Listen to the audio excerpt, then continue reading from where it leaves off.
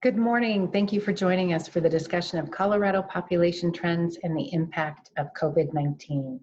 I'm Cindy DeGroen, and this is the 27th year I've worked on the projections for Colorado.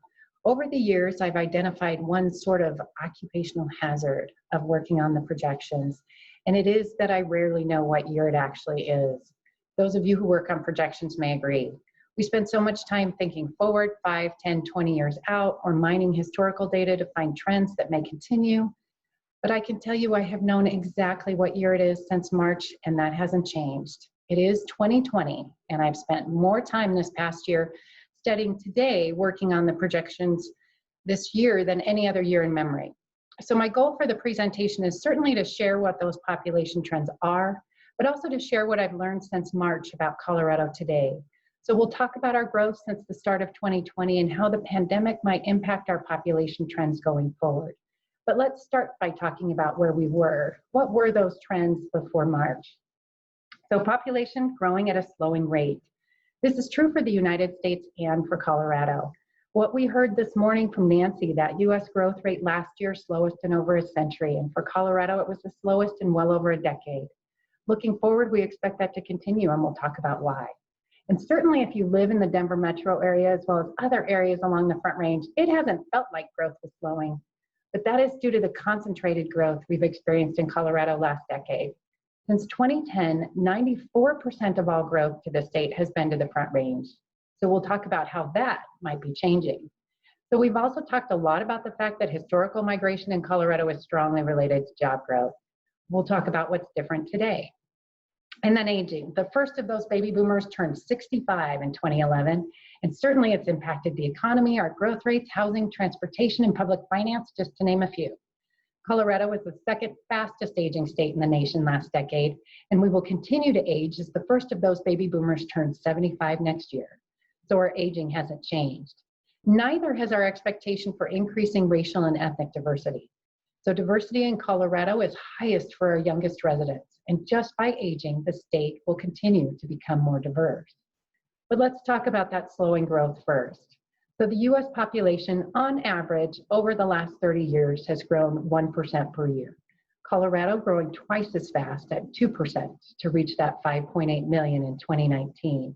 As we look forward, our expectation for the next 30 years, the US Bureau of the Census has the US forecast to reach 389 million in 2050. That would be an increase of about 0.5% per year, so about 0.5%. So half of what they were growing the last 30 years. In Colorado, our forecast coming in just under 8 million in 2050, growing at 1% per year. So still twice as fast as the nation, but both of us growing half as fast as we were the last 30 years. And I should note that the US forecast was produced by the US Bureau of the Census back in 2017. And I do think when they have the opportunity to revise it, it will be revised downward slightly due to some expectations for births that didn't quite come to fruition. But what that looks like on a chart, so this just shows Colorado's and US growth rate from 1990 to 2019. The blue bars represent Colorado's growth each year, and that red line represents the United States growth. So again, slowing over time, Colorado twice as fast as the nation.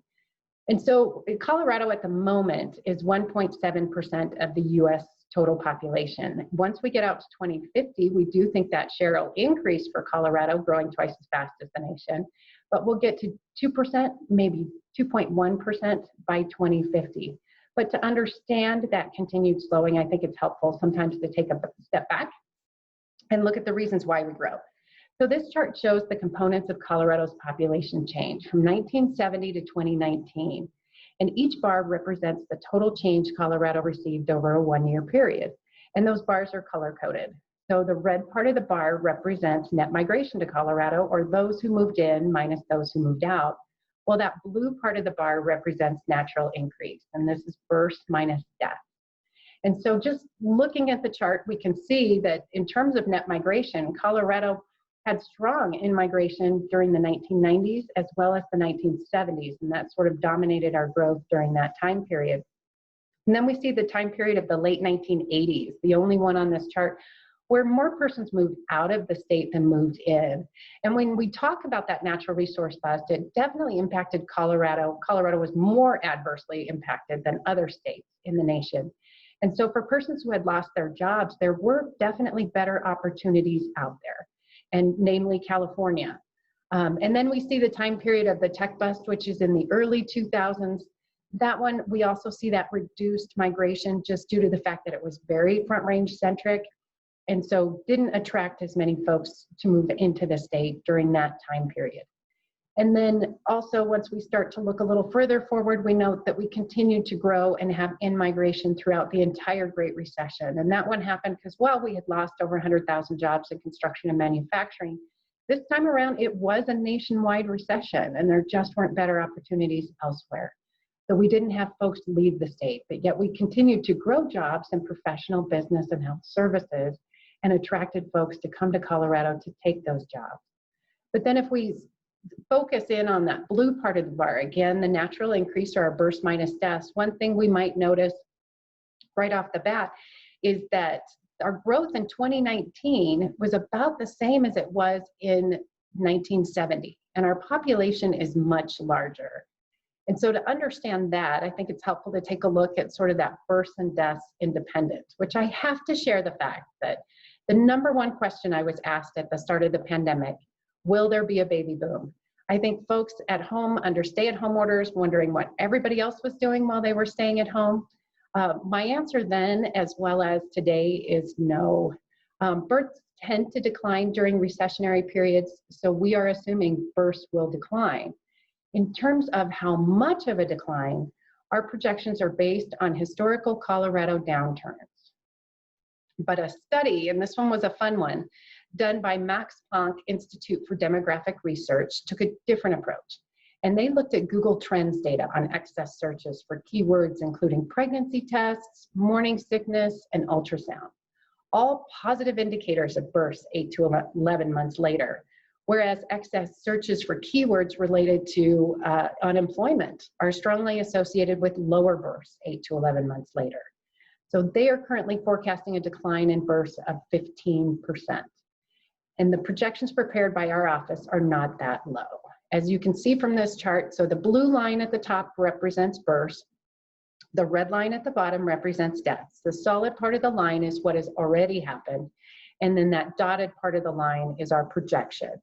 And so you can see that decline in Colorado, not as high as 15%. The reason I wanted to mention the Institute for Demographic Research's forecast is because I do believe that if there is a risk in this forecast to the births, it's that it is on the low side. So those of you who are school planners who will be projecting total enrollment, we will update as throughout the year as we learn more, because the first of those babies conceived during the start of the shutdowns will be born in November and December. So we don't know yet, but we aren't far away from knowing. And then we do expect an increase. As you can see in this chart, this is not meant to be a bounce back in births, and instead is the product of our assumption for an increasing number of young adults in Colorado due to increased movers to Colorado as a result of expected retirements from aging. So here on the birth line in particular, we see three sort of peaks.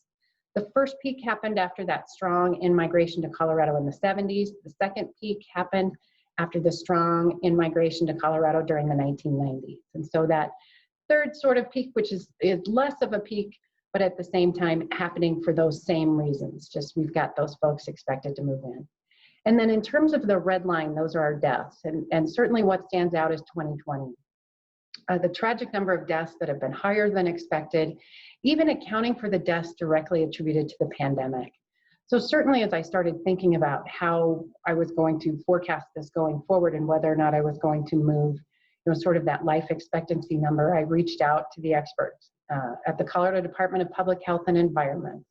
After a long conversation with Kirk Bohl, decided to keep our current assumption. So our assumption for life expectancy at the moment this year is the same as it was last year. But Kirk has graciously accepted an invitation to present this afternoon. I will absolutely be tuning into that presentation because he'll give us a lot more in-depth information in terms of the deaths in Colorado. But overall, we can see that there's a continued natural increase for Colorado as those births are projected to continue to exceed deaths. But as that line starts to get closer there towards the end of the forecast period, that's when growth is really going to start slowing, and in particular from that component, from natural change. Looking at a map, currently 1/3 of Colorado's counties are in what we call natural decline. So their deaths are actually larger than their births, along with 1/3 of the nation's as well. There are also 4 states last year who were in natural decline, including West Virginia, Maine, New Hampshire, and Vermont. So this is going to slow our growth, as these states and counties will need migrants just to keep their population stable, and actually many more for any type of growth. And now I'm just flashing back to this slide that we've already seen, as we've covered the births and deaths, and now we'll talk about what we know about movers, or what we call migration. So when we define migration, migration is actually the combination of domestic plus international. We don't often differentiate between the two, but the domestic are the movers that are coming from within the United States. So they're crossing state lines to get into Colorado. The international is that piece that's coming from outside of the United States. Since 2010, international immigration has accounted for 22% of total net migration to Colorado.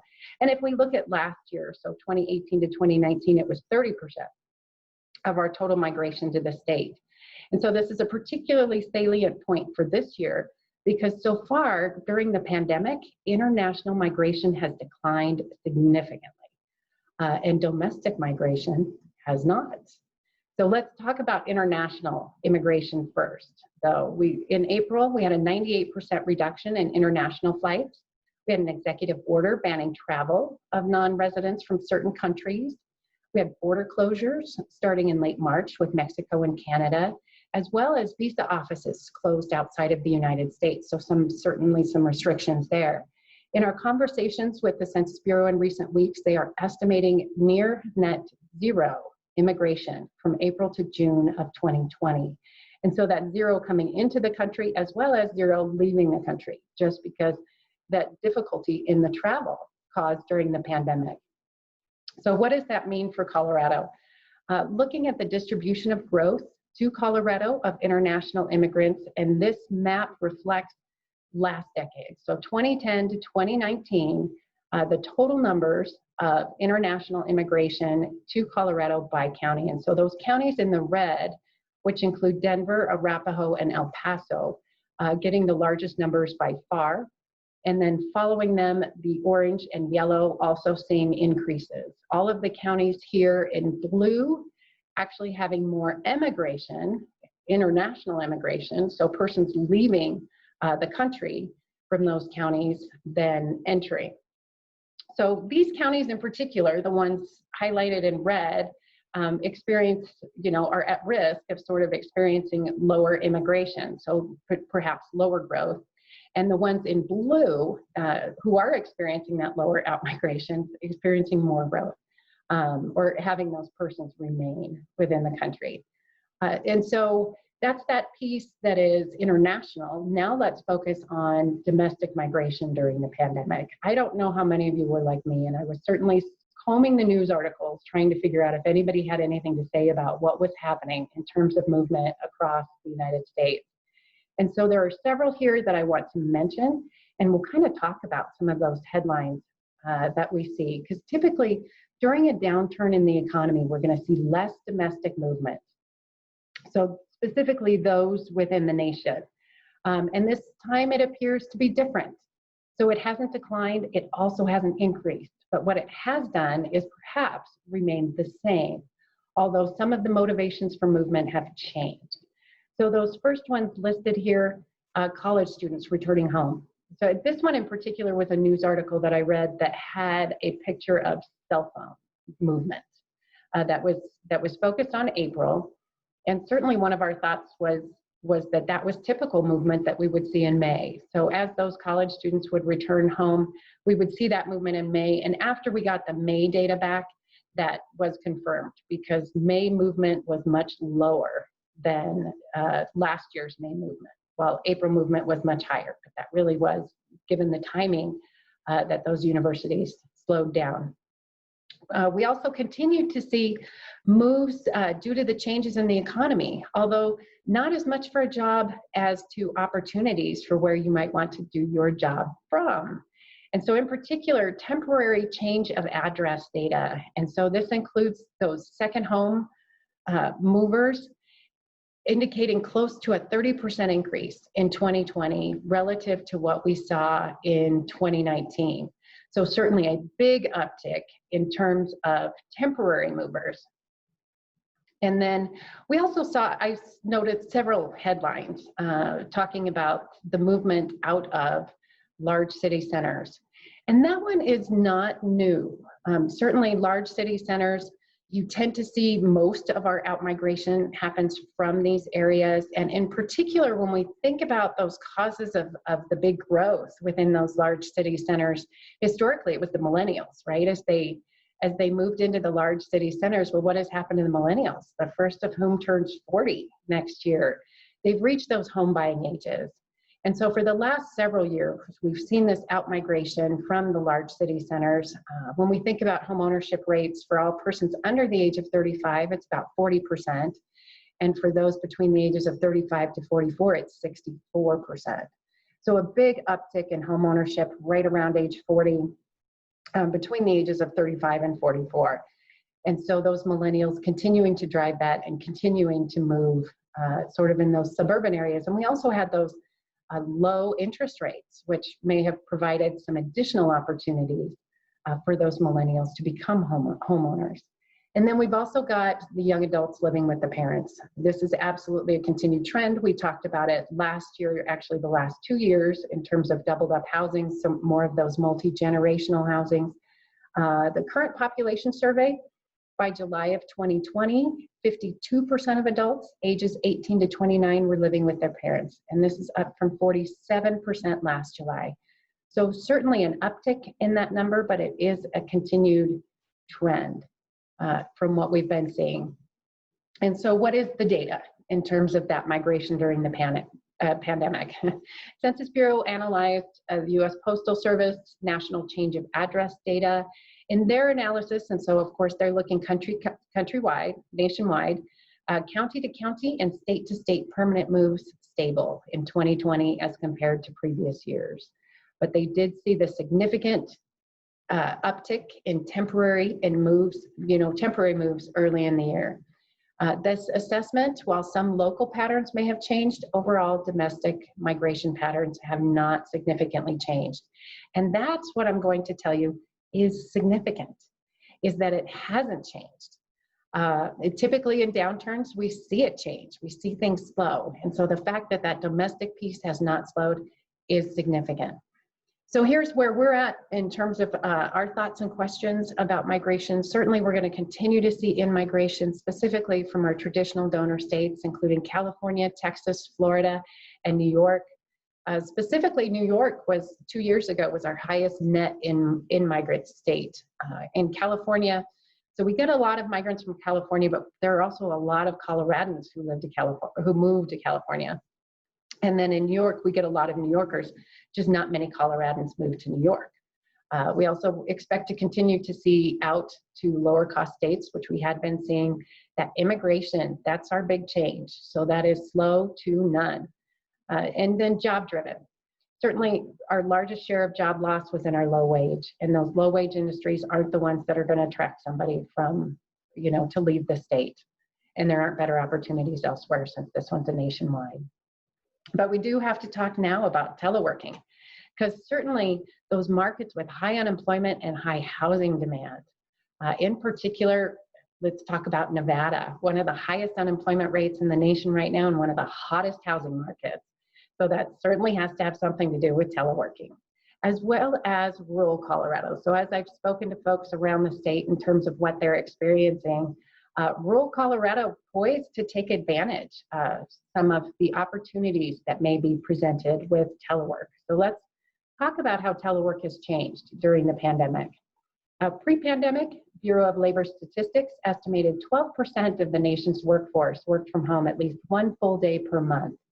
Post-pandemic, the Census Bureau's Household Pulse Survey estimated in September, 36% of respondents indicated someone in their household has substituted some or all of their typical in-person work for telework.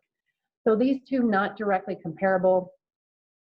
In particular, the household pulse survey, that's talking about a household. So to the extent we have a household with more than one person teleworking, that number would be higher. So we'll have to wait another year to see what that directly comparable number is with BLS, but certainly an increase nonetheless.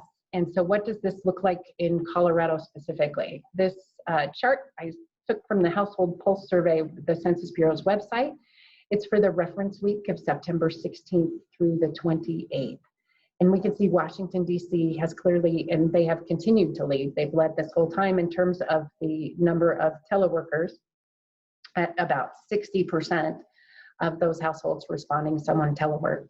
In that next tier of states, Colorado's right in there, and there's actually about 10 states that are sort of tied right there where we can't make a distinction due to the margin of error, but all 10 sort of in that second tier with about 40% of the population working from home. And this one was not a surprise for me in particular, because when we look at the demographics of teleworkers, the likelihood of telework increases with higher educational attainment, and Colorado has that one of the highest educational attainments in the nation. So over 80% of teleworkers have at least some college, over half have a bachelor's degree or higher. That likelihood of telework is increasing with higher household income. Those incomes less than 75,000. So that's where, you know, if the household has that lower household income, typically more service industry related employment, and so only 30% identifying as teleworked.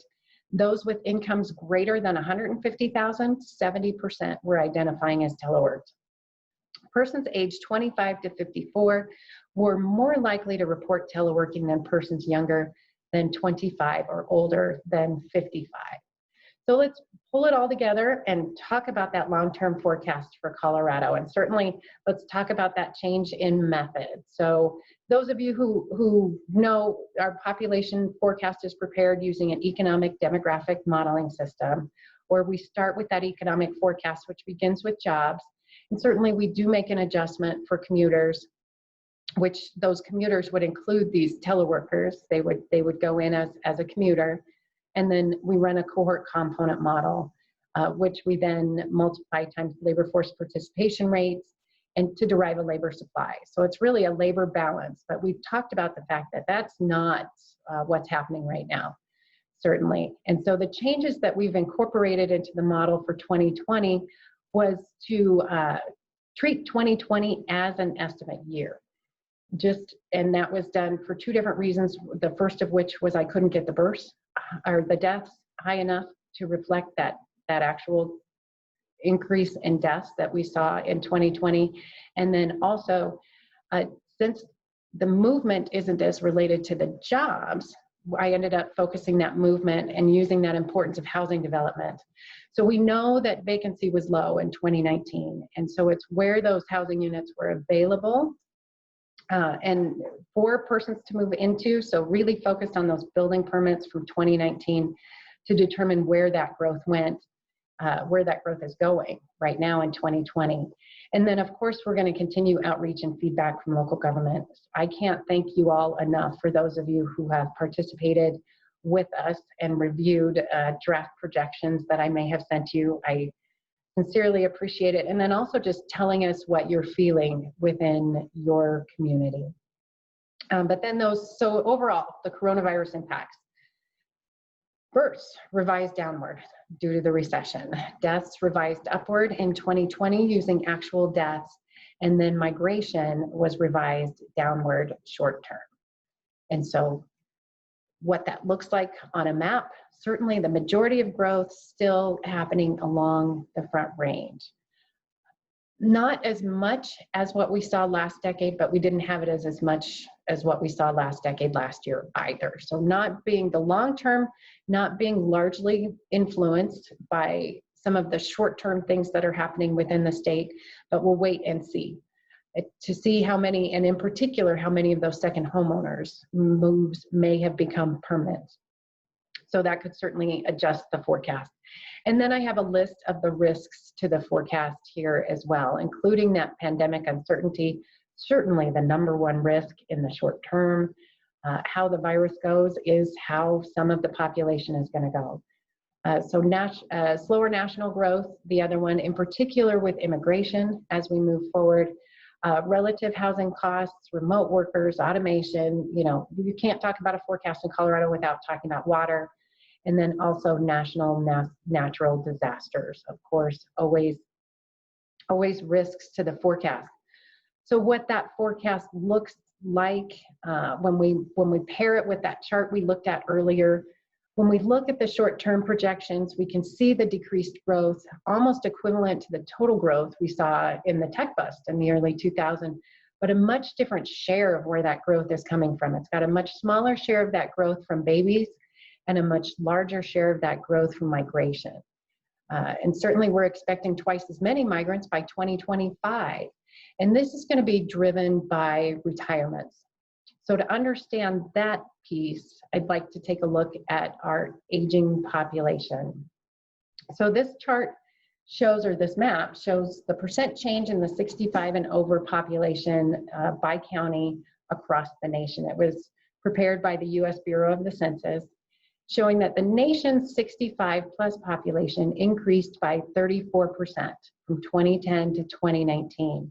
And so the darkest purple color counties on this map all having at least a 60% increase in that population 65 and over. And we can see several of those dark purple counties within Colorado. And that was part of the, Colorado overall, our 65 plus population increased by 53% from 2010 to 2019, ranking us as the second fastest growth in that 65 plus population in the nation. So now if we're going to take it from the other end of the age distribution and look at the percent change in the population under age 18. So our youth population from 2010 to 2019. And again, on this map, we've got those with the highest changes in the dark purple and those with the biggest declines. And in this case, at least an 18 percentage point decline in the darkest green areas. And what we can see is that the nation's youth population declined overall by 1.5%. So fewer youth in the United States in 2019 than there were in 2010. Colorado, that was not the case. Colorado's youth population increased by 2.6%. That ranked us as the 12th fastest growth in the youth population in the nation. But I think one way it's really helpful, or this chart I think is more helpful, to look at sort of that transition that Colorado's in right now. And this chart shows the age group share of total population from 1990 to 2050. And that green line in the top are our youth, those less than age 18. While the blue line at the bottom is the population ages 65 and over. And we can see 1 out of every 4 persons in 1990 in the state were under the age of 18. And that held relatively steady right up until 2010. And then we've seen this significant shift this last decade with the population under age 18 declining to about 20% of our total population, while the share of the population age 65 and over, remember those baby boomers started turning 65 just after 2010, increasing significantly to the point where they're both fairly close at the moment. So as we go out in that forecast period, we have it in 2045 when that flips for Colorado and the 65 and over population becomes larger than that less than 18 population. So again, happening in 2045. So if we back that up a little bit, if this was a chart for the nation, that same thing happens to the nation by 2035. So we'll be joining other countries with large aging populations. So the US is much younger than other countries due to higher fertility and higher international migration, but that is changing. Fertility has been declining significantly, and US, so has immigration. Japan currently has the world's oldest population with more than 25% over the age of 65. And so already its population has started to decline. And certainly when we look towards Europe, Germany, Italy, France, and Spain are all going to reach this milestone before the United States, and then it happening sooner again in the United States than it does in Colorado. But I thought it might be helpful if we took a look by county at the counties in Colorado with more older adults than children. And this map, we're flying back to 2010, and this is what it looked like in Colorado. A handful of counties having more persons over the age of 65 than under the age of 18. And so the counties for which that was true on this map are colored yellow. If we fast forward to today, we can see a much larger share of the counties having more older adults than children. And then once we get out to the end of our forecast period in 2050, we can see that most of Colorado's counties actually have more older adults than children. And so that higher level of 65 plus under than 18, a significant shift that's happening across the nation as well. So this is just two more maps that I wanted to share, and this one's a little different. This is the share of the working age to the non-working age population. So these ones happen to be for dependency ratio, and I'm going to interpret them a little bit differently than talking about dependency ratio, but just talking about the share of the population in working age, where if you've got a higher share, you're in those green colors, where those with a lower share of their population within working age groups in the purple colors. And we can just see that transition that we've had this last decade with the map on the left represents 2010, and the map on the right represents where we are today. So just many more counties with a much smaller share of their population within working age groups relative to where they were, say, even just a decade ago. So when we talk about those impacts of aging, which Elizabeth's going to give a presentation this afternoon on some of the impacts, and we'll certainly cover many of them, but I just wanted to focus on this one in terms of that tightened labor market, where we've got that large group of laborers from the labor force, 2020 to 2025, again, the first of those baby boomers turning 75 next year. And even though we saw significant increases in the population participating in the labor force over age 65, still, once you reach 75, you're much more likely to no longer be in the labor force. So we've got our biggest group of leavers happening during that time period, and that's what's driving our assumptions for increased migration. Because in Colorado, we know that we basically run a net zero in terms of migration. We have as many 65 and overs move out of the state as we have moved into the state, and most retire in place. And so this is really what is driving a lot of the growth across Colorado, is that when folks retire, we're expecting them to remain in the county, but that they'll need somebody to replace them in the population. And so that's what's driving those significant increases in net migration that we see moving forward. But then I also want to talk about the fact that we're more diverse. So I'm going to stick with this concept of looking at the youth population and that 65 and over group, but then drill down to the population by race and ethnic category.